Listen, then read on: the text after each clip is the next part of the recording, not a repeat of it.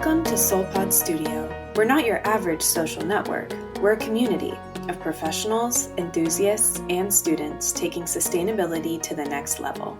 Join us on our journey and get inspired by Earth heroes just like you. Hi, and welcome back to SoulPod Studio. Today we're joined by Karen Noryko. Karen is based in the Bay Area of California, and she works with Ridwell, a company that accepts hard-to-recycle and reuse items that local waste management companies don't pick up and that are not accepted in curbside recycling bins. Karen, thank you for joining us. Thanks for having me. Okay, Karen, so I understand you joined Ridwell a year ago, and you're currently the community launcher for the Bay Area of California. Can you tell us what led you to work in recycling and specifically what led you to Ridwell? Yeah, sure. So I'd say my kids were probably the biggest driver in my involvement with recycling and upcycling. I have two boys, their ages 8 and 5, and I kept thinking about when they would be my age, what the world would look like. You know, there's all this news in reference to the state of our planet, and it's all like super depressing. So I kept feeling like a lack of action just wasn't the answer. But the real switch, I think, happened about 6 years ago. I opened up a local recycle mailer and I read the whole thing and was just shocked at the fact that about half the stuff I was putting in the recycling bin was trash. I started bringing it up to my friends who lived in nearby towns, and it seemed like their recycling was different than mine. And so I was super confused and annoyed. And so I started doing some research of like where I could take my non-recyclable stuff. And I was sending emails to local haulers with no replies. And the whole thing was just honestly frustrating. And I felt like I never really got any answers. So I didn't stop searching per se, but I kind of felt a little hopeless in the whole journey of recycling.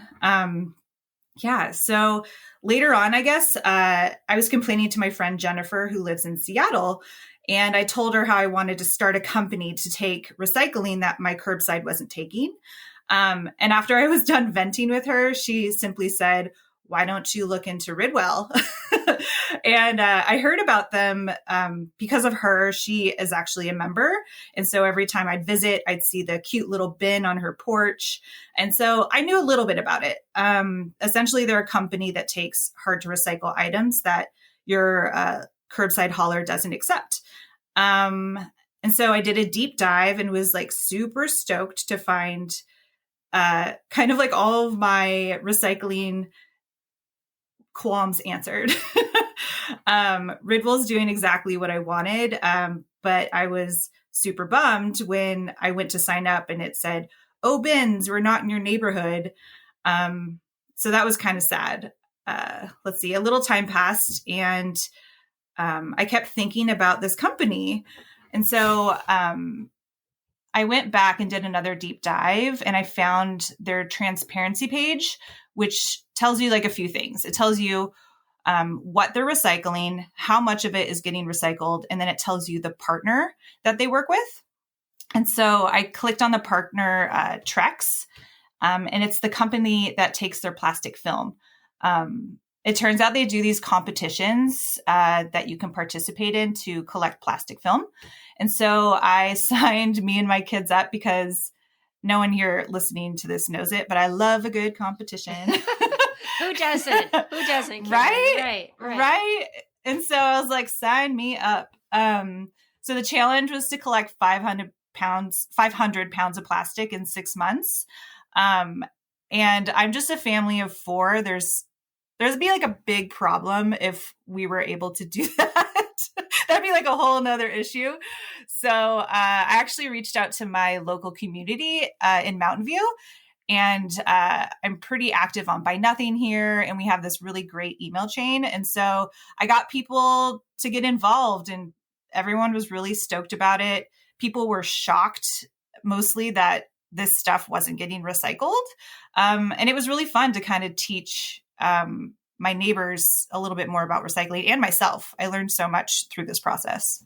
So it was really the plastic film that was the tipping point for you, right? Mm-hmm. Can you tell us a little bit more about the Ridwell partner that you said was hosting this competition to collect plastic film?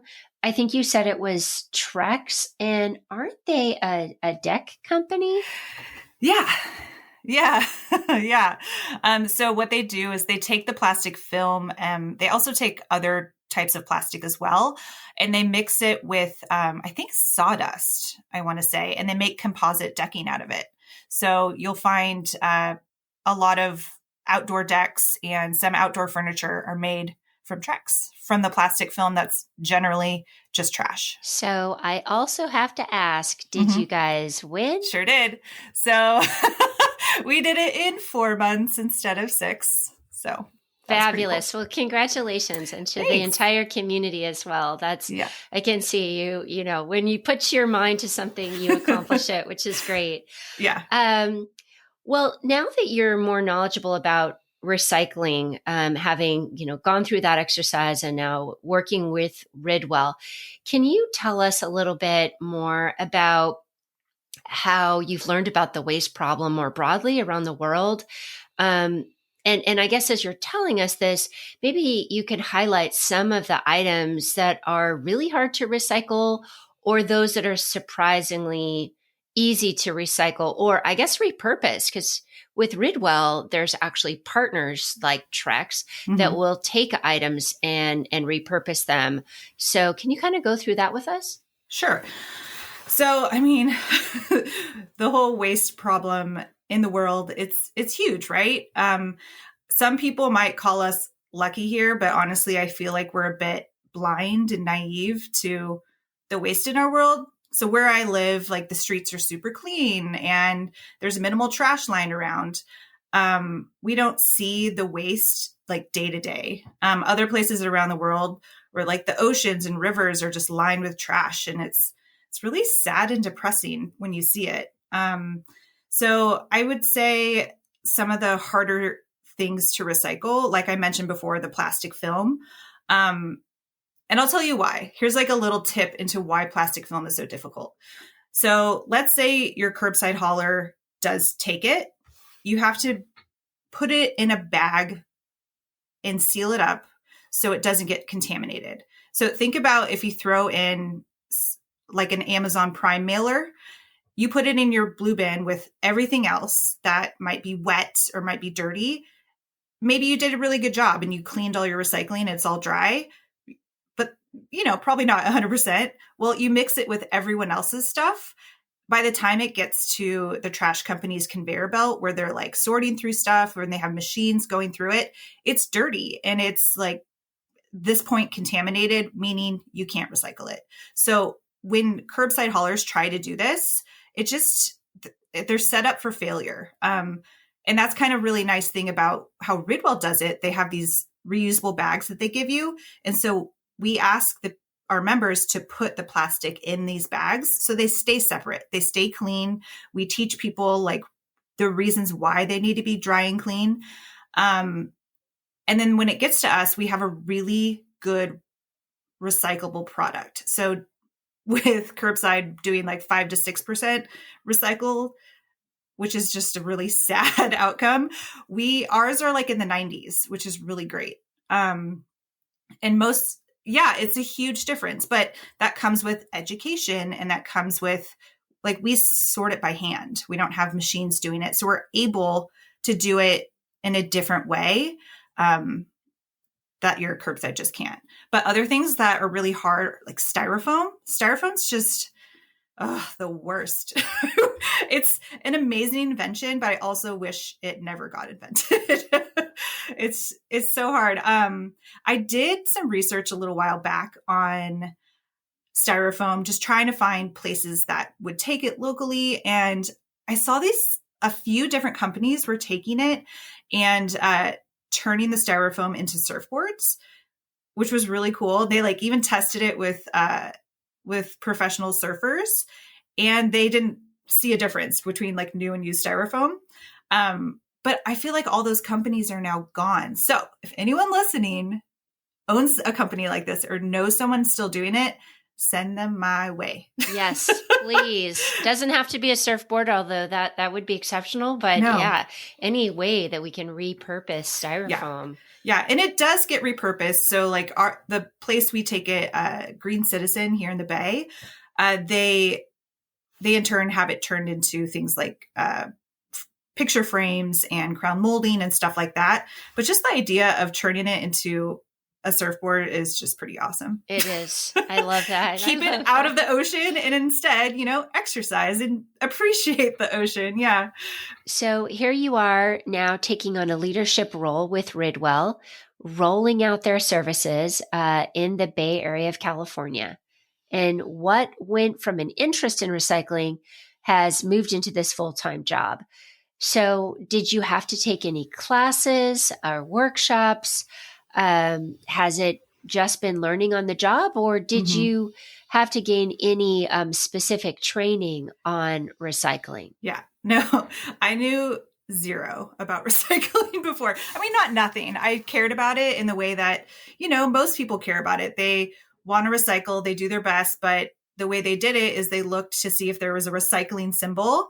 And then if it did, they threw it in the recycling bin, which is, generally just wish cycling, hoping for the best and hoping it goes to the right place. But I didn't know a lot. And to be honest, I really tried looking into it. I did hours and hours of research trying to find places that would take these hard to recycle items. And I came up with nothing.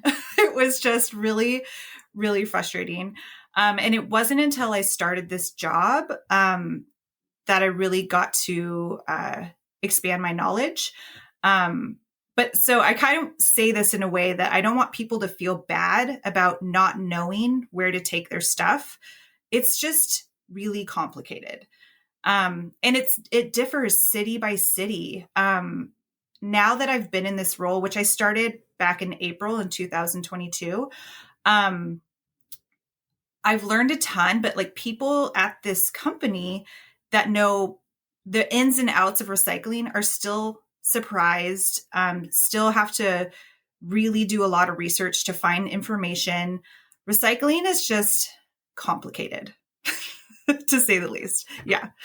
Can you tell us what a typical day looks like? And can you also touch on partnerships and how those work? Yeah.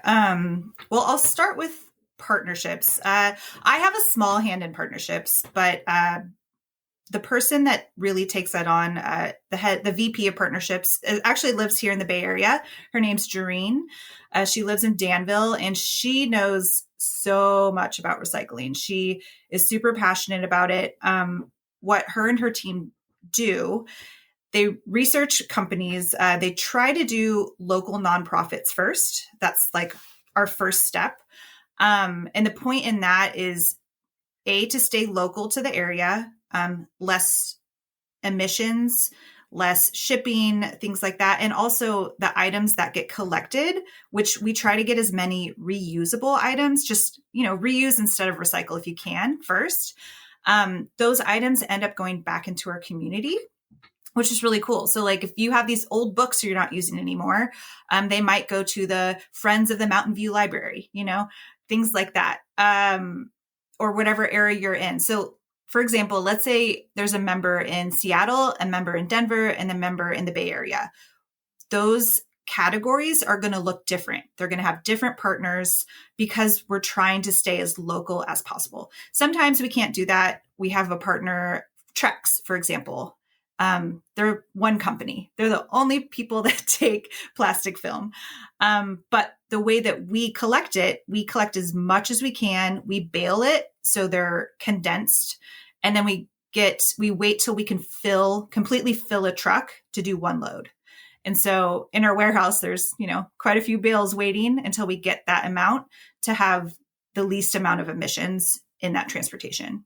So Ridwell is thinking about the carbon footprint or the emissions of their operations as well. Yeah, and they've really thought this through as well. So like for example, if you and three of your neighbors are going to Goodwill and you're driving to Safeway to drop off plastic film and then you're going to a bookstore and you're doing all these different errands, like that's so many emissions, but with the way we do it, we have one pickup every 2 weeks. And so we're taking all these items at once on a regular basis. So you also don't have giant piles like I have in my garage. Sure. No, me too. I'm the same. Refusing to throw anything in the bin and knowing that there's got to be a better way, right? So we Yeah. save these items. Yeah. Well, your journey has been so interesting, and clearly you're passionate about waste. How do you think we can get more people educated about recycling, the complexities that you touched upon, and how can people be more involved? Sure. I mean, the way that I did it, do you want to hear a quick little story? Yes, please. We love hearing personal stories. Okay. Please. Okay. So I'll tell you how I got involved with all this, which is super random. And I never saw myself working in a company like Ridwell. Not saying I didn't want to, I didn't see that for myself. Backstory, I started as a massage therapist. Back in the day, I had my own business. Then kids came along. That kind of went out the window. And then I started working part-time for a startup called Job Trees. They're helping people find jobs with all these cool tools. And then from there, I was like, what am I going to do now? In the midst, I was super frustrated. Like I said, when I opened up that pamphlet and was like, oh, half the stuff I'm throwing in recycling is trash. I want to find a way to do something about it. Throw in my friend from Seattle who told me about Ridwell. I always had it in the back of my mind. So one night I was just a little frustrated and I decided to go on their website and go to their like contact me page.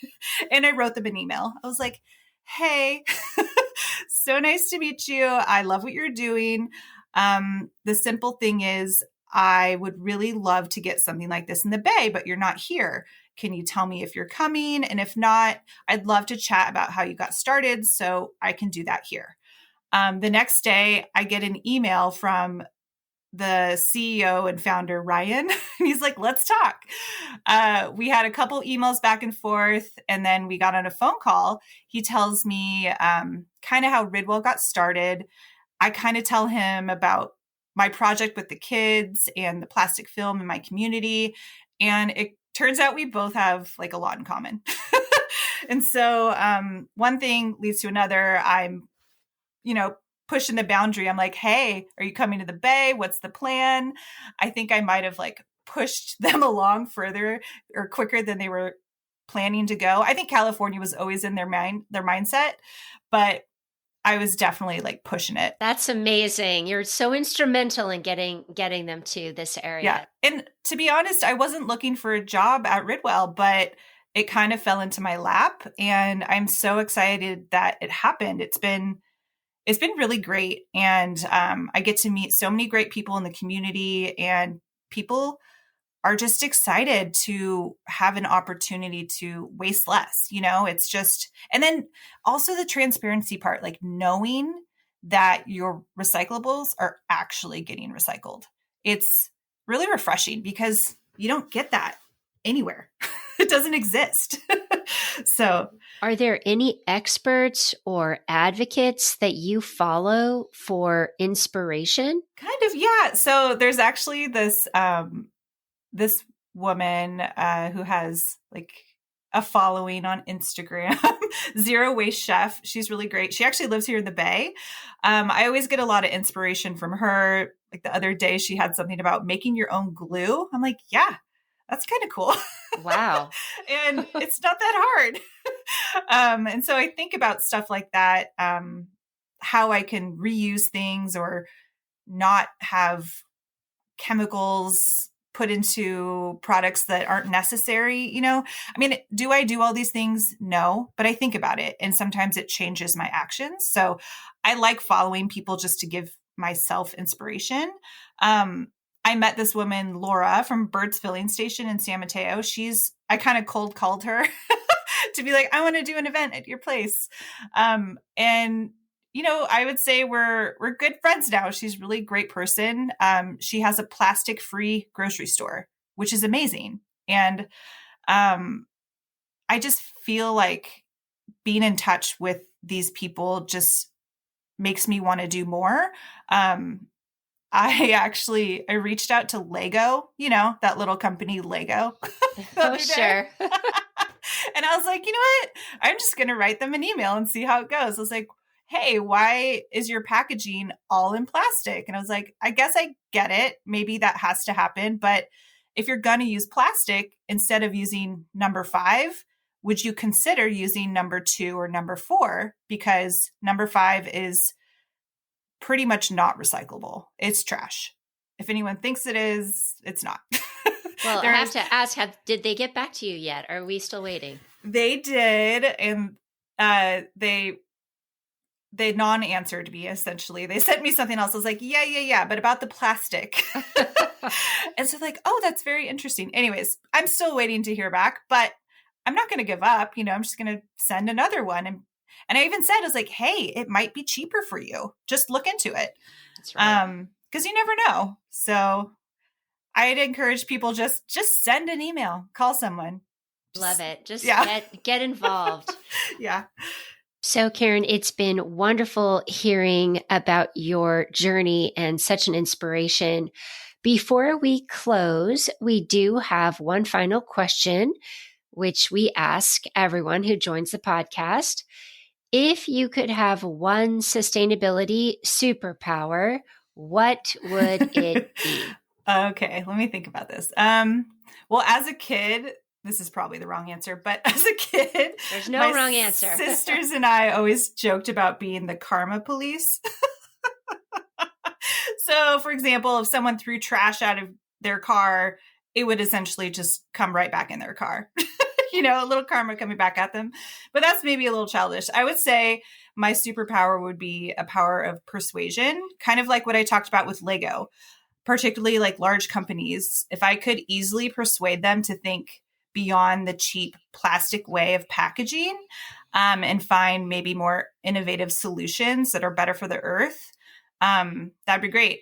And if not, then they should probably watch out for the karma police. Yep. There you go. I love it. Thank you. The power of persuasion and the karma police. That's incredible. Well, Karen, I can't thank you enough. It's been so interesting to hear about your journey and to learn more about Ridwell.